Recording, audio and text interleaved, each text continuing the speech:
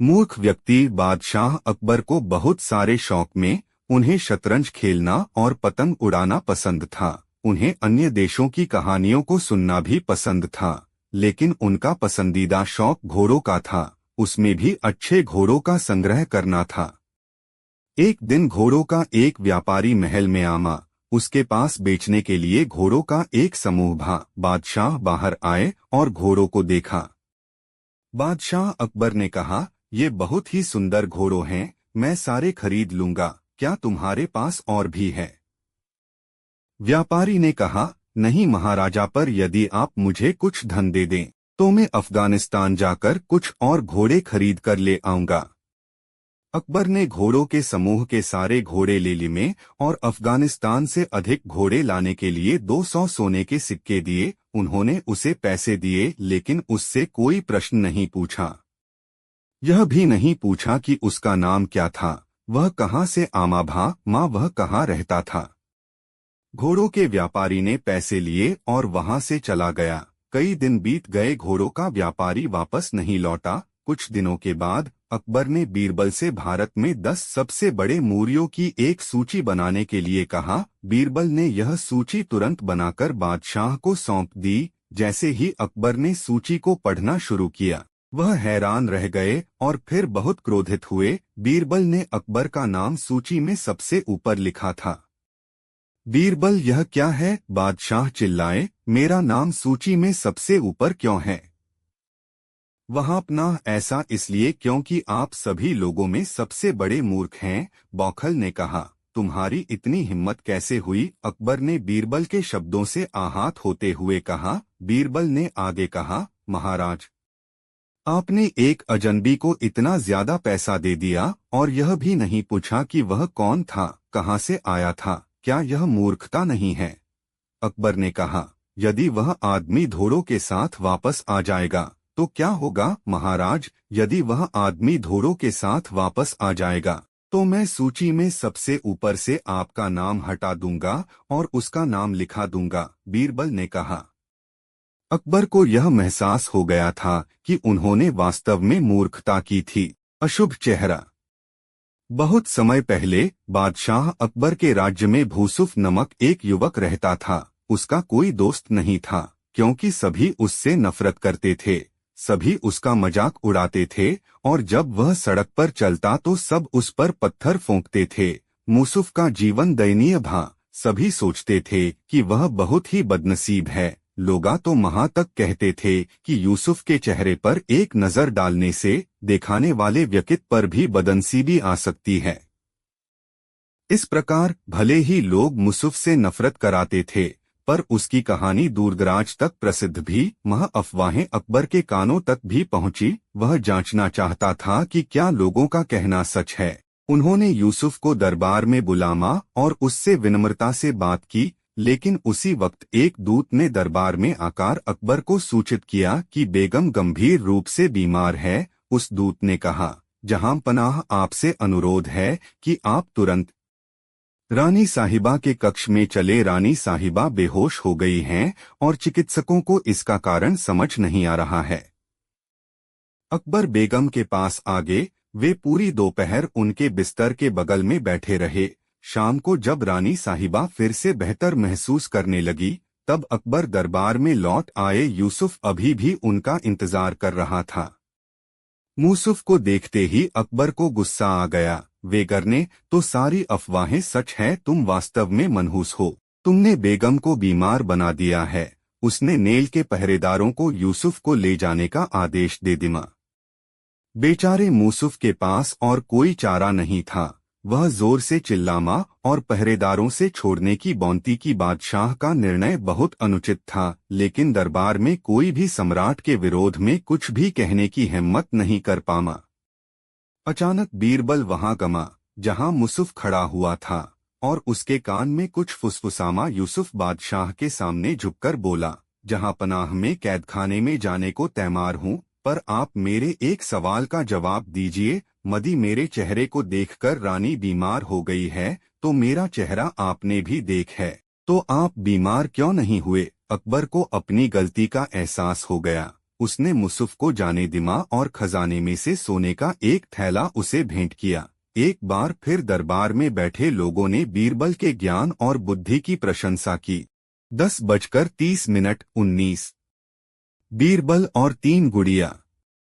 एक बार एक कलाकार 3 सुंदर गुड़ियों को लेकर बादशाह अकबर के दरबार में आया। में गुड़िया बिल्कुल एक समान भी, उनमें इतनी समानता भी कि उनके बीच अंतर करना बहुत मुश्किल था। अकबर को गुड़िमा बहुत प्यारी लगी। उसने कहा, मैं गुड़िया मुझे बेच दो और मैं तुम्हें इनकी अच्छी कीमत दूंगा।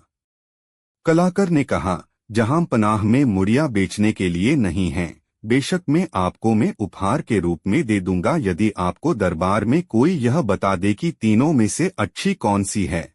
यह एक अजीब पहेली थी। अकबर ने गुड़ियों को उठामा और करीब से देखा, किंतु तीनों गुड़ियों में इतनी समानता भी कि अकबर यह नहीं कह सका कि कौन सी अच्छी है। तब उसके प्रत्येक मंत्री ने इस पहेली को सुलझाने की कोशिश की, परंतु वे असफल रहे।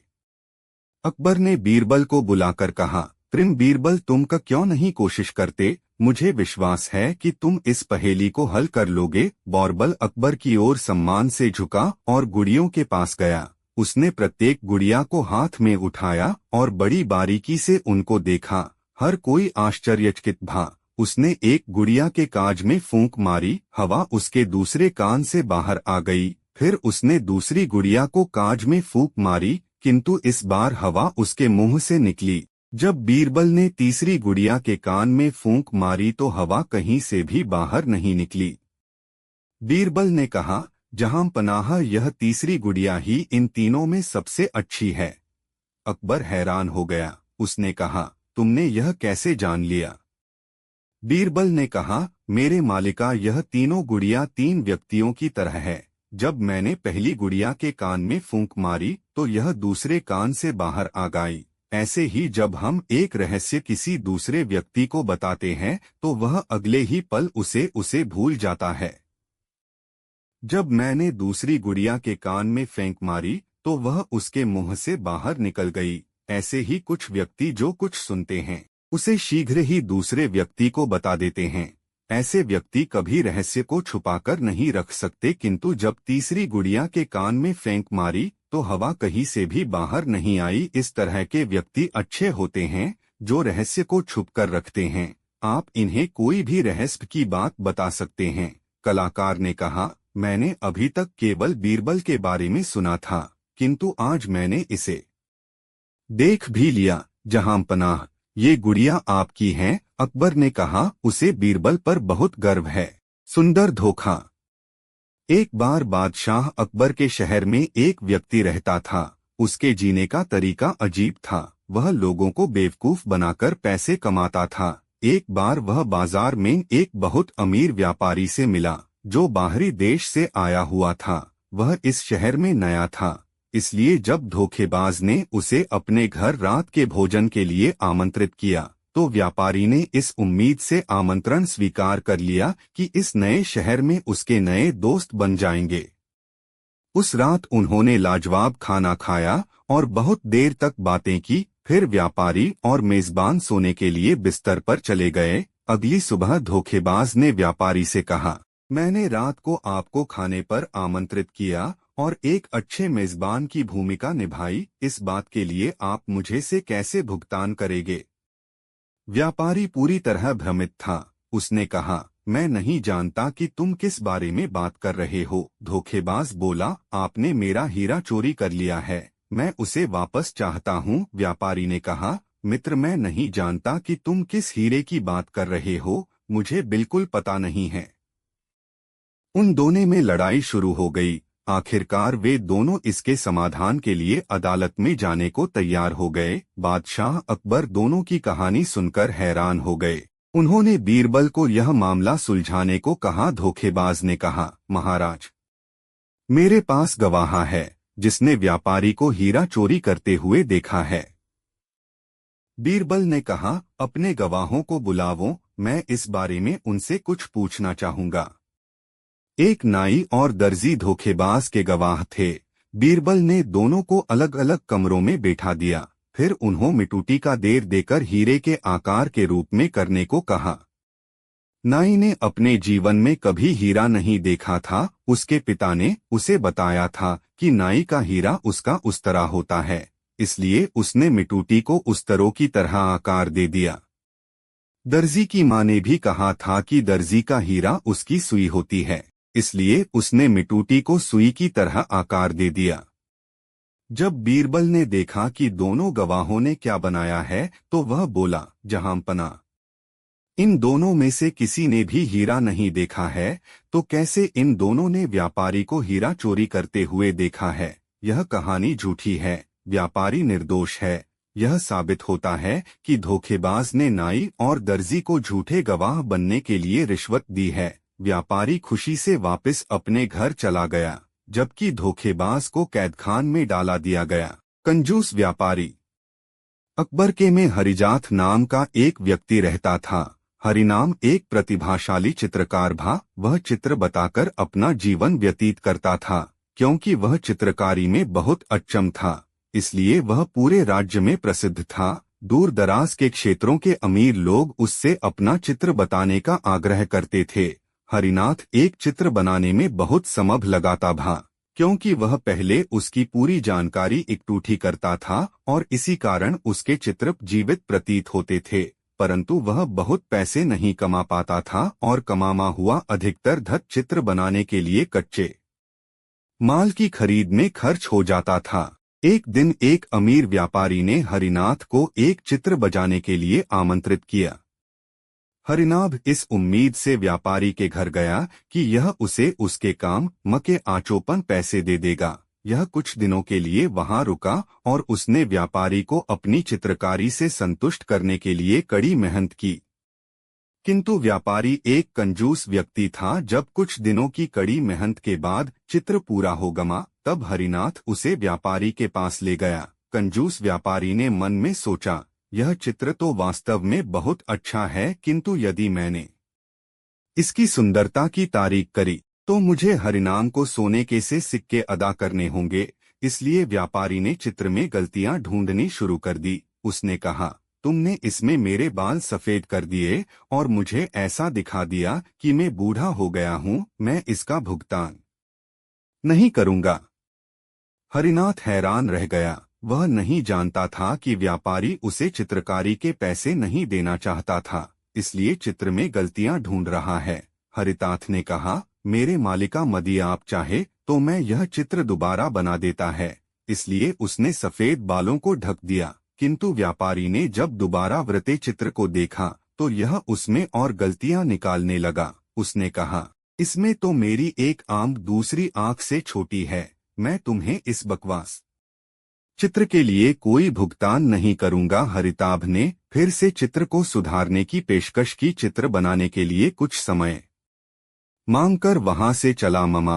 हर बार हरिनाथ व्यापारी के पास चित्र लेकर जाता, परंतु वह उसमें और गलतियां दिखाने लगता। अंत में जब हरिनाथ व्यापारी से भग गया, तब वह बीरबल के पास सहायता मांगने गया। बीरबल ने हरिनाम से कहा कि वह व्यापारी को बीरबल के घर आने के लिए निमंत्रण दे आए। व्यापारी के घर आने पर बीरबल ने व्यापारी से कहा, यह ऐसी कहता है कि इसने जैसा तुम चाहते थे वैसा जीवंत चित्र बना कर दिया है, किंतु वह तुम्हें पसंद नहीं आमा। व्यापारी ने कहा, सही कहा मेरे प्रभु, यह चित्र कहीं से भी मेरे जैसा नहीं लगता। मांगकर वहां से चला गया। हर बार हरिनाथ व्यापारी के पास चित्र लेकर जाता, परंतु यह उसमें और गलतियां दिखाने लगता। अंत में लब हरिनाथ व्यापारी से थक गया, तब वह उसम बीरबल के पास सहायता मांगने गया। बीरबल ने हरिनाथ से कहा कि वह व्यापारी को बीरबल के घर आने के लिए निमंत्रण दे आए। व्यापारी के घर आने पर बीरबल ने व्यापारी से कहा, वह आदमी कहता है कि इसने जैसा तुम चाहते थे वैसा जीवंत चित्र बना कर दिया है, किंतु वह तुम्हें पसंद नहीं आभा। व्यापारी ने कहा, सही कहा मेरे प्रभु, यह चित्र कहीं से भी मेरे जैसा नहीं लगता।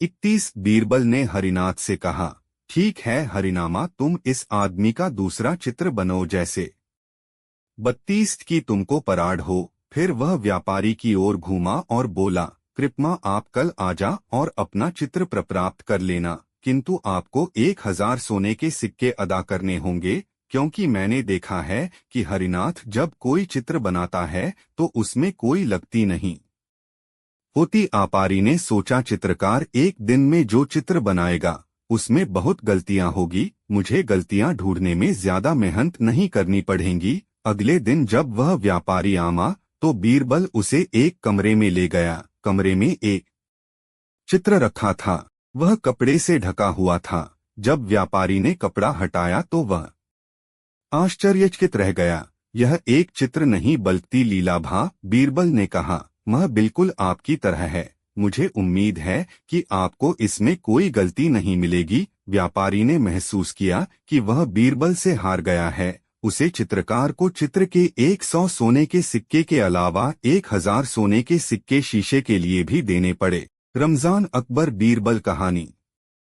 एक दिन बादशाह ने पूछा, कोई बता सकता है रमजान खुश होकर आता जाता है अथवा दुखी होकर आता जाता है?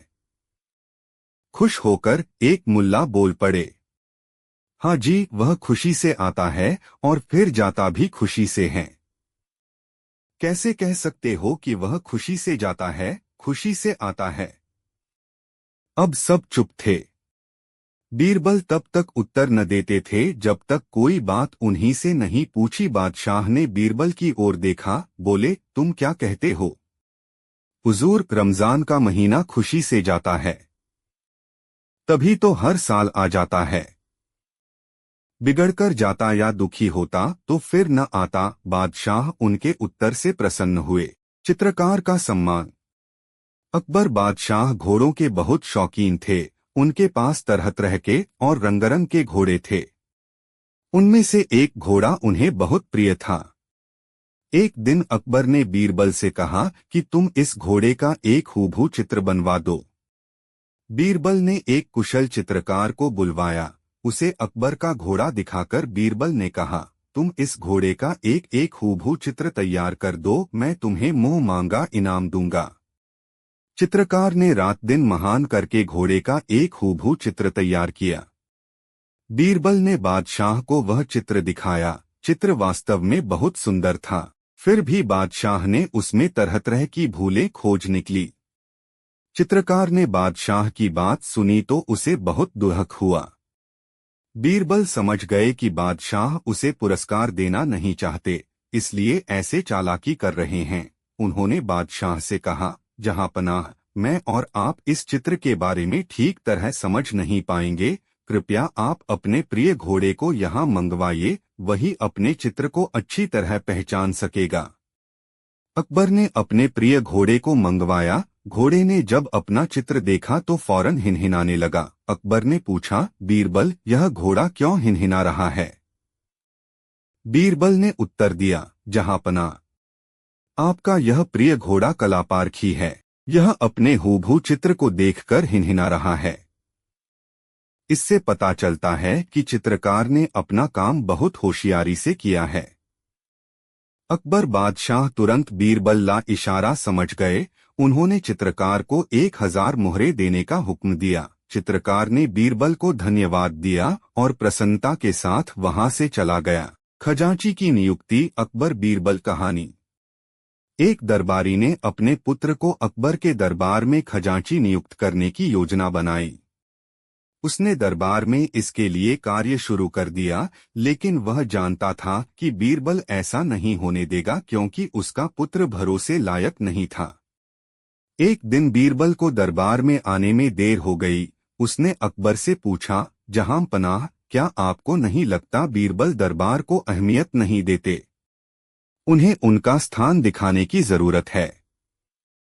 अकबर, तुम्हारे दिमाग में क्या चल रहा है? दरबारी, मैं आपको सलाह देता है कि आप उसकी सारी बातों को मना करना शुरू कर दो। अकबर, ठीक है। जब बीरबल दरबार पहुंचे तो अकबर ने पूछा, बीरबल, आज तुम्हें देरी क्यों हो गई? बीरबल, मेरी पत्नी की तबीयत ठीक नहीं थी, जहांपनाह, कृपया मुझे माफ कर दीजिए। अकबर ने कहा, मैं तुम्हें माफी नहीं दूंगा। बीरबल, क्या हम राज्य की बातों पर विचार विमर्श करें? अकबर, नहीं, हम नहीं करते। बीरबल, तो फिर शायद आप मुझे घर जाने की इजाजत दे दें। अकबर, नहीं, तुम घर नहीं जा सकते। बीरबल समझ गए कुछ तो बात है, और दरबारी के हाव भाव देखकर वह समझ गए इसके लिए कौन जिम्मेदार है। बीरबल बोले, मेरी एक आखिरी प्रार्थना है कि आप दरबारी के पुत्र को खजांची नियुक्त कर दें। नहीं, मैं उसे खजांची नहीं बनाऊंगा। यह सुनकर दरबारी को मुंह की खानी पड़ी। शिक्षा, लोगों की नकारात्मक सोच को सकारात्मक परिणाम में बदलना सीखो। ठगों की करतूत। बीरबल की चतुराई की कहानी। दिल्ली में एक ईमानदार साहूकार रहता था। एक बार दो ठग सेठ के भेष में उसके पास आए और साहूकार से बोले, हम दोनों कुछ जेवरात बेचना चाहते हैं। आपसे निवेदन है कि आप उन्हें बिकवा दें। आपकी बड़ी कृपा होगी। साहूकार छलकपट से परे एक सरल स्वभाव का व्यक्ति था। उसने उत्तर दिया, जब तक मैं इन जेवरातों को खरीदारों को दिखाकर उनसे बातचीत न करूं, तब तक मैं आपको नहीं कह सकता कि ये बिकेंगे या नहीं। इसलिए आपको इन जेवरातों को मेरे पास छोड़ना होगा। कल दोपहर तक ग्राहकों से बात कर मैं आपको जानकारी दे दूंगा। सेठ के रूप में आए ठग बोले, आप बेखटक इन जेवरातों को अपने पास रखें, पर एक बात का ध्यान रखें कि जब हम दोनों एक साथ इन जेवरातों को लेने आएं, तब ही इन्हें लौटाइएगा। एक के आने पर मत लौटाइएगा। साहूकार ने कहा, ऐसा ही होगा। ठग जेवरात साहूकार के हवाले कर वहां से आगे बढ़ गए। 60-70 गज का फासला तय करने के बाद उनमें से एक साहूकार के पास वापस आया और बोला, हम ये जेवरात आपके पास नहीं छोड़ना चाहते। आप कृपा कर इन्हें वापस दे दीजिए। हम लोग कल दोपहर फिर आपकी सेवा में हाजिर हो जाएंगे। साहूकार ने पूछा, आपके दूसरे साथी कहाँ हैं? उस ठग ने उंगली से अपने दूसरे साथी की ओर इशारा कर साहूकार को बतलाया, उस तिराहे पर मेरा दूसरा साथी अपने एक मित्र से वार्तालाप कर रहा है। उसके कहने पर ही मैं आपके पास आया हूँ। साहूकार ने भी जब दूसरे ठग को तिराहे पर खड़ा देखा, तो उसने विश्वास कर पहले ठग को जेवरात वापस कर दिए। वह ठग जेवरात लेकर चला गया। कुछ समय बीता तो दूसरा ठग साहूकार के पास आया और जेवरात मांगने लगा। इस पर साहूकार बोला, जब आप तिराहे पर अपने मित्र से वार्तालाप कर रहे थे, तब आपका दूसरा साथी आया था और वह जेवरातों को ले गया। मैंने उससे आपके बारे में पूछा, तो उसने आपकी ओर इशारा कर बताया कि आपके ही कहने पर वह आया है। उसकी बातों पर विश्वास कर मैंने उसे जेवरात वापस कर दिए। ठग जेवरात लिए बिना वहां से जाने को तैयार न हुआ। वह कहने लगा, जब मैंने आपको पहले ही कहा था कि जब तक हम दोनों साथ न आएं, तब तक जेवरात वापस न करना, तो फिर आपने ऐसा किया क्यों? आपने गलती की है। अब इसका फल मैं क्यों भोगूं? आपने किया है, आप भरें। साहूकार ने नम्रतापूर्वक उत्तर दिया, आप भी तो उस समय तिराहे पर खड़े थे, जब आपका दूसरा साथी जेवरात लेने आया था। ठग का मिजाज गर्म हो गया। वह तैश में आकर बोला, इससे क्या होता है? क्या मैं कहीं खड़ा नहीं हो सकता? मैंने तो उसे जेवरात लेने भेजा ही नहीं था। दोनों का वाद विवाद बढ़ता चला गया। ठग किसी तरह से भी बिना जेवरात के मानने को तैयार न था। जब उसे जेवरात वापस मिलने की उम्मीद न रही, तो वह साहूकार को धमकी देने लगा कि वह उसे बदनाम कर देगा और जेल की हवा खिलाएगा। साहूकार ने कहा, जो जी में आए वो करो। ठग ने शीघ्र ही जाकर बादशाह अकबर के यहाँ न्याय की दरख्वास्त दे दी। अकबर के इस प्रकरण के निपटारे की जिम्मेदारी बीरबल को सौंपी। बीरबल ने आदेश का पालन करते हुए साहूकार को बुलवाया। साहूकार बीरबल के सामने उपस्थित हुआ और सारी बात उसे बताते हुए बड़े बड़े विश्वसनीय महाजनों की गवाही भी दिलवाई। बीरबल को तब यकीन हो गया कि ठग का दावा झूठा है। वह ठग से बोला, जब यह बात तय हुई थी कि तुम और तुम्हारा साथी एक साथ जेवरात लेने आओगे, तभी साहूकार तुम्हें जेवरात वापस देगा। फिर तुम अकेले क्यों आए हो? तुम्हारा दूसरा साथी कहाँ है? ठग को कोई जवाब देते नहीं बना। तब बीरबल ने साहूकार को आज्ञा दी, जाओ, जब दोनों साथ आए तब इन्हें मेरे पास ले आना। अकेले आए तो भी लाना।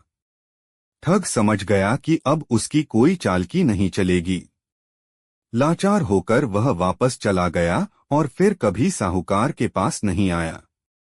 साहूकार इस न्याय से बहुत खुश हुआ। अकबर ने भी मन ही मन बीरबल की बुद्धि की प्रशंसा की।